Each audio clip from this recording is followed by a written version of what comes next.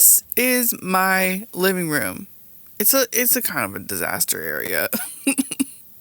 I make all my art at home, and while I do have an office in the basement where I do a lot of my textiles and computer work, all of my drawing and paperwork is done in the living room, in this little corner, and is a mess. There are drawing implements and paper and vinyl and just things piled up everywhere, and I'm infuriated. So I decided I would make furniture for the first time. What actually inspired this, and we're going to walk over here to the office. This is husband office. What actually inspired us is this beautiful cutting surface that Steve bought me as a gift, and I want a place to put it. So I decided maybe I would draw out some ideas for shelves. Keep in mind, I've never built shelves before. I have literally no idea what I'm doing. I don't even know how to use a saw, but I will get to that later on in the process. But I do know how to use paper mache and cardboard, so I assumed, hey, you know what we could do is make a blobby shelf out of cardboard and use this wood, all this scrap wood that's just like kicking around the basement for no reason, that's left over from other house projects, working on the deck, working on other shelving in the house. Tons of leftover wood. Hey, it could be the armature for my sculpture / shelving unit. So the first thing I did, we have dog assistant. First thing I did was just measure what we had. I had to know how much wood there was just so I could do all this math to figure out what size things would be and make a cut list and all that stuff. I had to figure out numbers. So once I knew what wood I needed. I had everything in my cut list down, or at least I thought I did. I actually forgot a whole part that I had to do over again. But that's okay. We're learning. We can learn how to do new things. I got all my wood together, and I figured out that I'm going to have to do these butt ends where you screw two pieces of wood together at the end to make the pieces long enough to use. So I learned how to use a T, and I measured, and I was given very many safety lessons on how to use this saw and how to cut things at the right distance, because the saw takes up a width of wood or whatever, things. So yeah, we're cutting, we're doing the thing, and yes, I did have to do this entire process twice because I forgot a whole section. The funniest thing about this part is that I did not take into account the width of the wood when determining the height, so it's actually significantly taller than I was expecting it to be. But that's okay because I'm quite tall, so now it's like a nice little standing desk for me. So yeah, I got through my whole cut list. I got everything arranged, and I started doing a nice little screw together. So I did look up how to do this, and yes, there is a special tool that lets you make these like biscuit something angles. I don't know. There's a fancier way to do this than to just use a drill bit. But when I'm working with trash and scraps, and the whole point of this is to just make something with what I have available, I ain't got no funds for getting extra tools. Okay, we just working with what we got. So I looked at this technique of being able to like screw down and then sort of angle the bit and all this stuff to like get the drill into the right angle.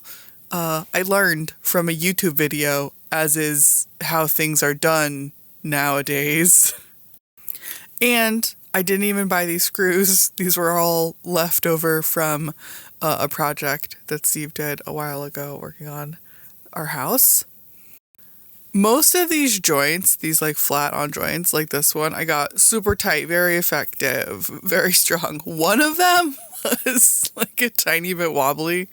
And when you're looking at the piece at the end, you'll probably see it. There's like a tiny bit of a dip in one of the horizontal lines on the project, and that is because I didn't do one of these joints correctly, but also because I am not a furniture building channel. I don't know if you've noticed, I'm an artist, and so I wanted to bring in a little bit of like art theory, art reading into our furniture building extravaganza. So I'm going to be reading a little book. So this is from Deirdre Johnson's book Low, Notes on Art and Trash.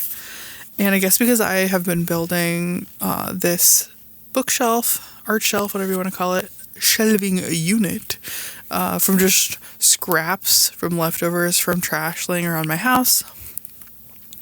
This book sort of landed in my holds at the library at exactly the right moment.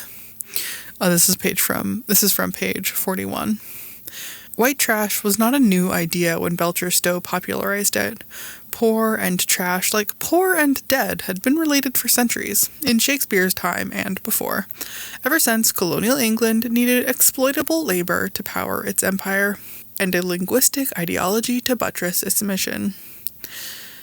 British colonizers filled ships with thousands of the kingdom's poor people, mostly Scots, Irish, and Welsh, to work as indentured servants in the so-called New World.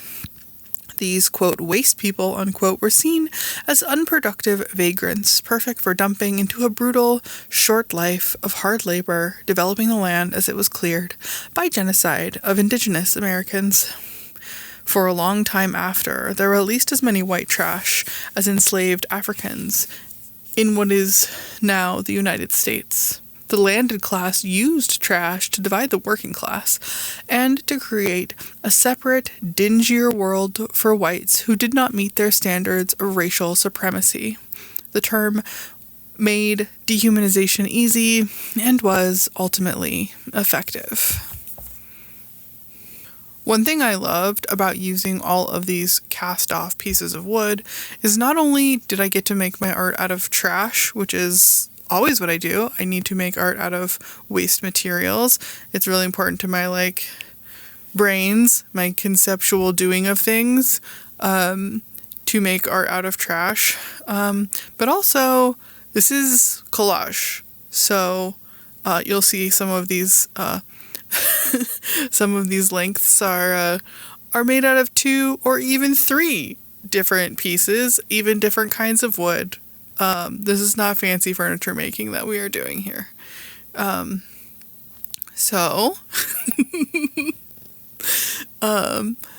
It was really nice to be able to combine collage skills that I usually do in paper and plastic and fabric and bring it into wood.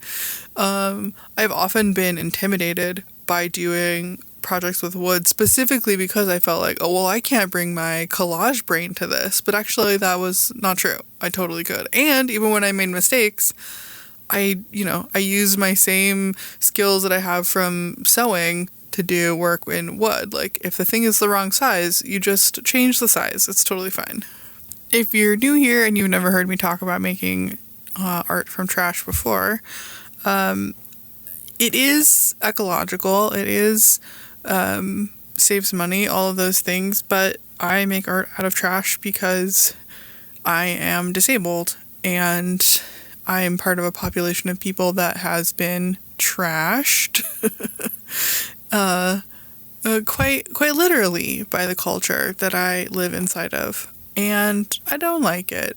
So when I'm making art, I'm often making monuments to disabled people and our experiences and our ingenuity and our craftiness and our ability to make amazing things out of scraps. And when I started reading Deirdre Johnson's book, Low, Notes on Art and Trash, I noticed some overlap that I really appreciated. Like this line from page 44, These people are precious to me, but my opinions about their worth aren't enough to protect them from further violence. They have already been ridiculed, beaten, threatened, stalked, and, like we're trash, Bianca, she's mentioning Bianca from Othello, jailed for reclaiming their bodies from the state and daring to make a living as the sole proprietors of their own queer businesses. Yeah, it gave me very much feels. So once I had my assembled lengths to vaguely the right proportions, I just went about sort of Lincoln logging them together, making them into these 4 rectangles with pieces in between. 2 for the top, 2 for the bottom, and then the 2 for the front, 2 for the back. So I'm basically making like 4 rectangles that I will then later squish together with other pieces of wood. And because I'm using scraps, like I had to decide only the front and back edges would be square.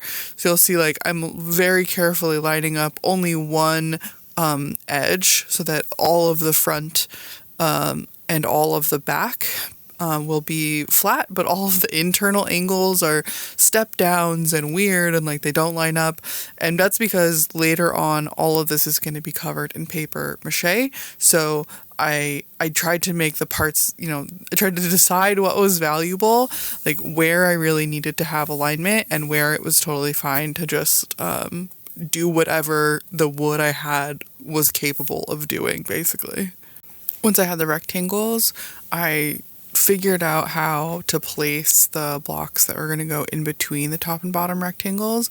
And then I just sort of built one entire framing piece for the front of the shelves and one entire framing piece for the back of the shelves.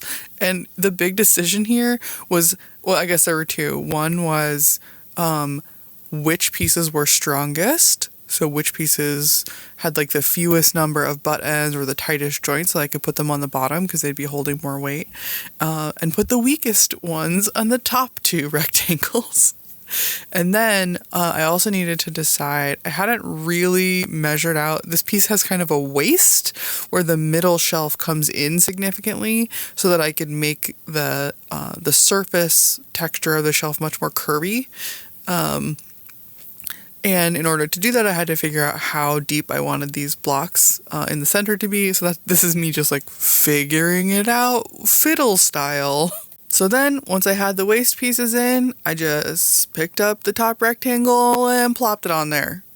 The biggest consideration here was making sure to align the top and bottom rectangles and not aligning them to the waist pieces, just so that the finished piece would be balanced. It wouldn't be lopsided one way or the other, so it would roll well, all that stuff. Et voila! We have 2 bits of shelf thing. This is pretty clear here where you can see the step in for the middle shelving piece.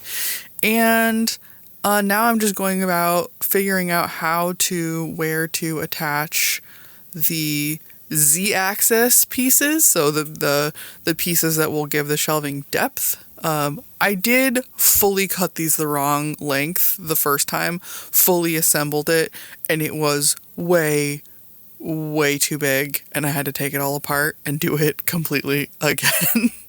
But that's what happens when you're doing, improvisational woodwork. I'm so happy that I did this dry fit at this stage, because that's how I just figured out that it was too big. I took it upstairs and I slid it into the spot that I had designed it to fit into, and it just stuck out from the wall too much. And I had a little panic where I thought it was just horrible trash that I couldn't use at all. This happens to the best of us, right? We try something, we test it out, we fill it full of all the objects that are supposed to go into it, and then we realize, no.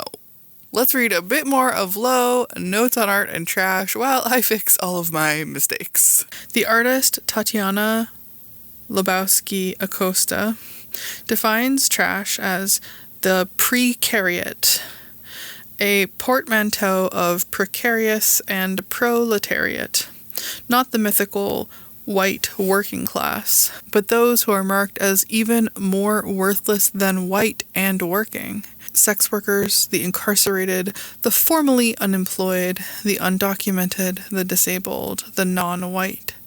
In short, Labaskia Costa writes, trash is a political position of abject disenfranchisement. To be trash is not to be pandered to or courted. To be trash is to be forgotten, disposed of, raised, evicted, poisoned, gaslit, policed. It is to be detained, incarcerated, deported, murdered. To this list one might add scapegoated, blamed, and made to lose. With all my errors fixed and everything reassembled, it was time to flip my now completed frame upside down so that I could install screw-ins, set-ins, threaded set-ins for the wheels on the bottom, because this is going to be a working table. It needs to be able to move around easily, so we decided to give it some casters. These are actually leftover casters from an umbrella stand that we had, so these two are leftover. A spoiler alert, they were used for all of a week before they shattered into a million pieces due to poor manufacturing, and I had to replace them. But at least with the temporary wheels done, yay, hooray, we're not in the cold garage anymore. We get to move upstairs and work in the living room while we watch cartoons. You probably, or maybe not, may have noticed that there are no wooden shelves. I didn't have the materials to use wood for the shelf tops, so instead I used multiple layers of really heavy duty shipping cardboard that came in a box a long time ago that I had been saving up. Specifically for this, all my bestest, strongest cardboard was used for these shelves, and surprisingly, it's been totally fine. There has been no issues with anything that we put on these shelves, despite the fact that they're made out of cardboard. And with that, the shelving section is totally done, and I get to switch to the part of the project I was the most confident about. The middle of the project is the only part I've done before. I built a ton of sculptures using this collage 3D cardboard with a stapler method that I came up with. I've had a bunch of those sculptures, moved them to galleries, had them in the studio, so I know they're flexible, I know they're durable, I know how to build them. I hadn't built one to an armature before, so that was new, trying to shape it directly onto the wood. But because I could staple also into the surface of the wood, that part was totally easy. So it was just fun to get to really play with my hands, really play with paper, really get to like touch the surface and like feel the curves I was going to be able to make. And also for the first time to be able to use the wood armature to put some tension and pressure on the cardboard that I hadn't been able to do in previous sculptures. If you're going to do some crazy nonsense, like try to follow this as a tutorial, my one recommendation would be to build a bunch of shapes similar to the shapes that you would want, just not on the furniture piece. Yes, this is my first time making furniture, but no, it's not my first time working with these weird-ass shapes. So, give yourself a little practice rounds. It took me maybe a year of working with cardboard in this way before I could reliably make like a small any shape without the cardboard either falling apart or it being like lumpy or weird. Yeah. I do think that this is a weird type of furniture that I'm very, very sure, or at least fairly confident, that no one else would even want in their house. But if you do, I highly recommend doing a bunch of tests Or, hey, maybe you're like me and you're a process artist and you just got to get in there with your fingies and see what happens. We all do it.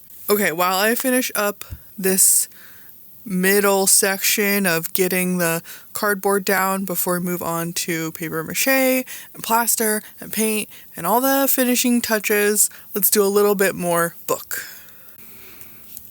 When talking about their own art practice, Deidre Johnson says on page 58, they're talking about photographing trash. And then later, I abandoned the photographs in favor of garbage itself, which I am still figuring out how to work with.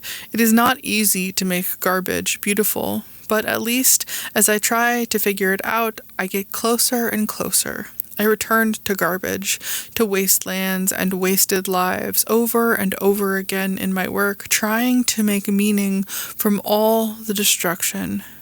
I do not always know why I am cutting up garbage and gluing it back together. I do know that my inspiration comes from many sources, and one is my own personal struggle. And this is true for me. I was talking to my partner earlier, and we were discussing how often people who are close to me, my friends, people who don't know me that well but who follow me online, are surprised by how much I do. And I think that's legitimate. I do think I end up making a lot of projects, doing a lot of work. We were discussing why that might be true, why I have this sort of like fervent need to make more. And I do think part of it's the autism, part of it's my chronic hemiplegic migraine disability, part of it is my memory loss, but I have a very deep need for a sense of control. I don't get that sense of control from my body, or even from my mind, like with, autism being easily overwhelmed and things like that. So the place that I can go to find a sense of control is in my work. It is the place where I am both allowed and encouraged to control my approach, pour all of my feelings into it. I'm never too much for my own work. That is part of why I go so hard on making things. And I make so many different kinds of things, and I experiment by making things I've never made before, like this very silly, very blobby sculpture shelving. But part of it I'm realizing is because my long-term memory is so bad, and if this is the first video of mine you're seeing, I have long-term memory loss that was caused by brain damage due to carbon monoxide. So I don't store long-term memories. I don't remember my childhood. I don't remember my wedding. I don't remember college. I don't even really remember like a few weeks ago. I forget people, all these things. But my projects become evidence of having lived. My art becomes like the record that I leave behind as having been a person here, because I can't leave a record in my own head.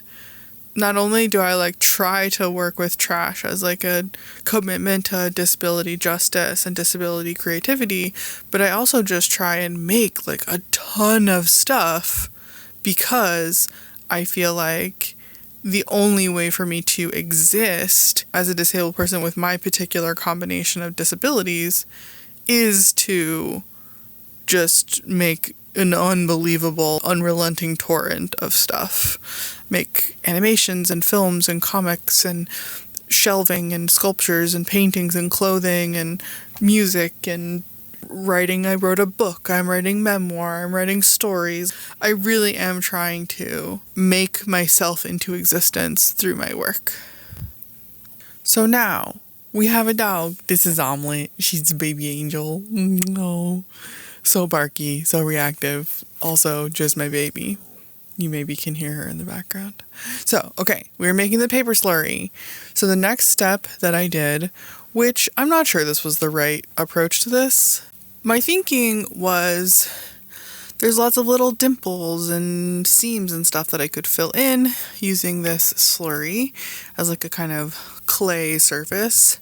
But I did have a bunch of problems later on with chunkiness on the surface, and I actually don't know if that was caused by my complete inexperience using plaster or my complete inexperience surfacing something with this slurry. Because this is also the first time I've used this. In all my previous sculptures, I didn't surface the cardboard in anything. I just painted over it with glue and then added acrylic paint on top and just kept the cardboard texture as it was, which in the sculptures I really liked, but my goal with this one was to see how smooth I could get it.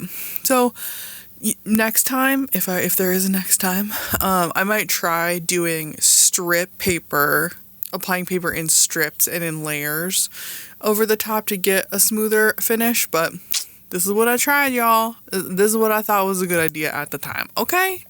With the paper layer finished, we commenced my first ever using of plaster.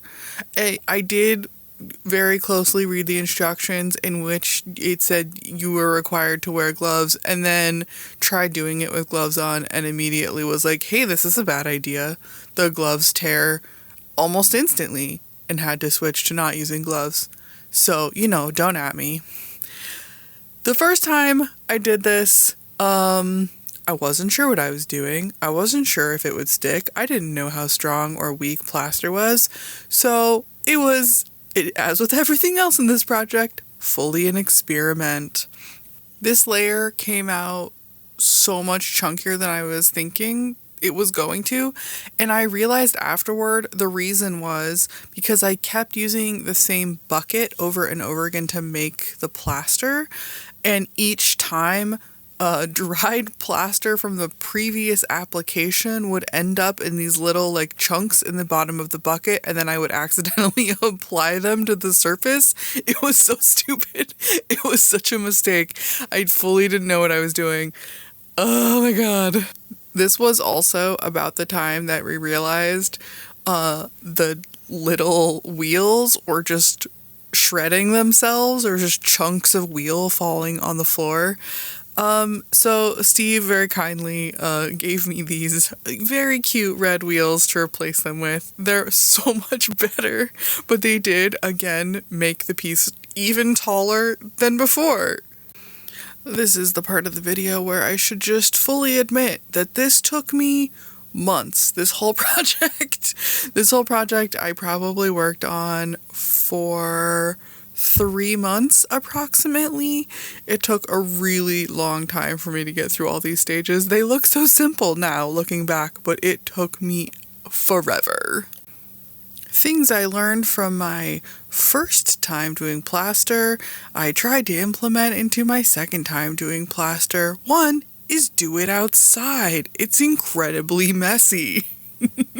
So welcome to the deck. This is my hammock, but the hammock is currently put away and the floor is covered in a drop cloth, also dog. The next thing I learned was to never let the plaster in the bucket fully dry. Always have a ton of extra water available to keep diluting the setting plaster in your bucket so that you don't get chunks of plaster on your sculpture. Because when you try to sand those bits of plaster, it will just shred your sandpaper and you'll be completely unable to sand your beautiful white sculpture shelving. So basically I would just pour a bunch of plaster into the bucket, have a bunch of water, and just continually be adding both plaster and water. Even as the plaster in the bucket started to set, I would dilute it. I constantly tried to keep it moving. And then with my hands, I would apply the plaster to the surface, mostly get it in the right area, and then let it set up 80 to 90% of the way there. Then I would go back in with very wet hands and sort of, wet sand the surface until it was as smooth as I could get it by hand. Really trying to rub out every little nook and cranny and crease. And was this 100% effective? No, because the layer underneath was a full nightmare. But, we tried. And next time I know that my plaster skills have really been upgraded. After the plaster was completely cured, I went over the entire surface with gesso. And if you've never worked with gesso, it's essentially any kind of paint. I'm using acrylic, so acrylic paint mixed with plaster. It has like a thicker consistency. Oh man, look at the surface. It's so lumpy. It's fine. Everything is fine. It has a thicker consistency. You can sand it. It tends to fill in cracks more. Next time, I will just make gesso myself, but I was trying to use up old gesso I had gotten from the art thrift store, so that's what I'm using here. After gessoing, I fully just painted the entire thing in white acrylic paint. This is paint I had left over from another project. Did this work? Yes and no. Because I had applied the plaster in a fairly thin way in many places, and it was lumpy, or the surface underneath didn't take the plaster perfectly well. Paint, our blessed friend, is making up for a lot of mistakes here. I had plaster shattering because it was too thin, it didn't stick to the surface well enough, and the paint really just helped me like seal everything in. I will definitely next time not be doing a paper pulp plus plaster plus gesso plus paint application. Now looking back, I don't understand why I thought that was a good idea. I will be doing strip paper, then homemade gesso on top of that, then just painting on top of the gesso. Plaster by itself is a really fun material to use. I really liked it, but it did not give me the surface treatment that I was looking for. But perfect or not is not what we're looking for. We are only looking for done, and here it is. I think it turned out actually surprisingly similar to the drawings that I made in the notebook. Is it smooth? No. Is it perfect? No. Does it shed plaster on the floor if I bump it too hard? Yes, it does all of those things, but it is really pretty and I like it a lot. And I learned so much doing it. And I used up a lot of materials that I just like had around the place. So I just want to finish out this video by loading it up with all the art supplies that are going to live in it and put it in its place and just kind of revel in the fact that I made a really weird thing that I hadn't used a lot of these skills before, so I got to use a lot of new skills, and things don't always turn out the way you plan, and that's okay. And I hope that you have some trash around that you can pay attention to and use it to learn about yourself and the world, and use it to pay reverence to the trash people and the trash lives that we disregard and devalue. So here's to learning how to make things, and here's to art being there when you desperately need a sense of control. I use this every day now. It's actually great and I love it. Okay, goodbye.